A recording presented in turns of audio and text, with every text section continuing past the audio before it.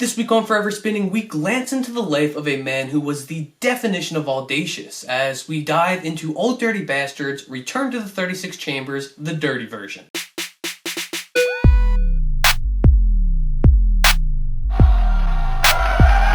Perfect.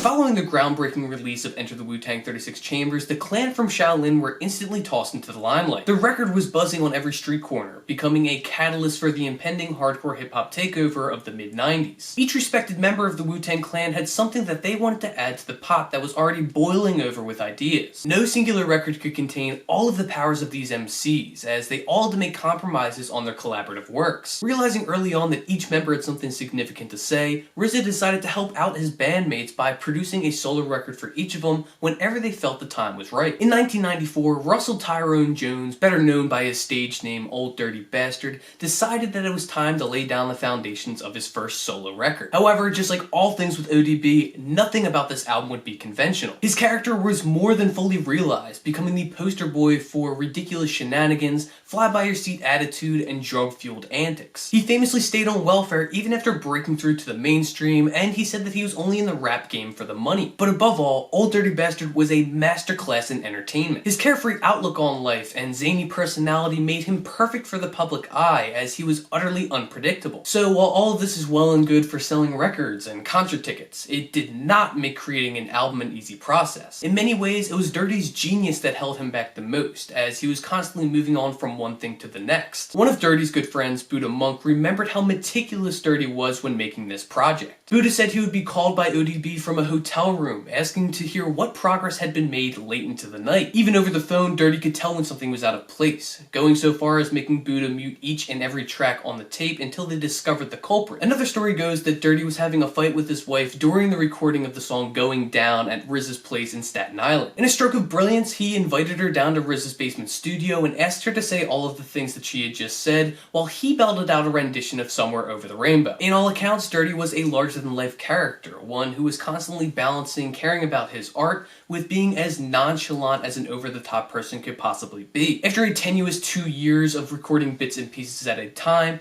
Dirty and RZA were finally happy with the finished product. Return to the 36 Chambers, the Dirty version, was released on March 28, 1995 on Elektra Records to enormous success.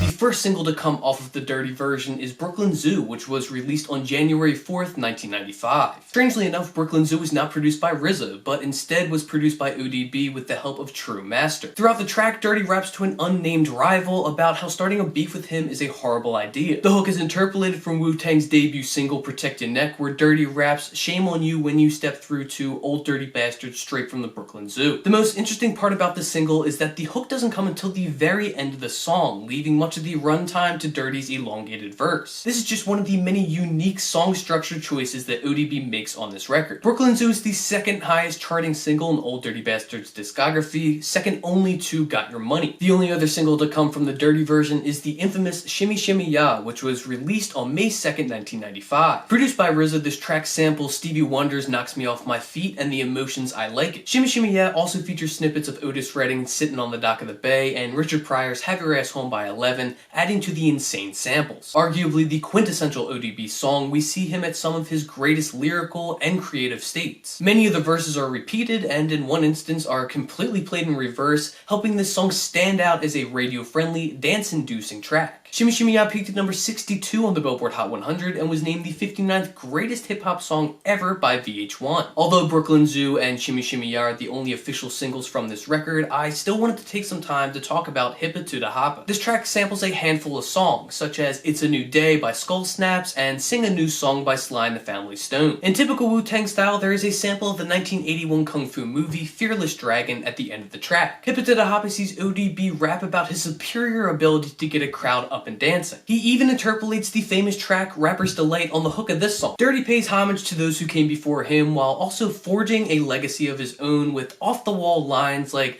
"I come old like toe fungus mold, ask my grandpa Pop Duke gave my soul, then I came with that old Al Green shit, Sadie taught me ballistic." Truly one of the all-time great Old Dirty Bastard songs.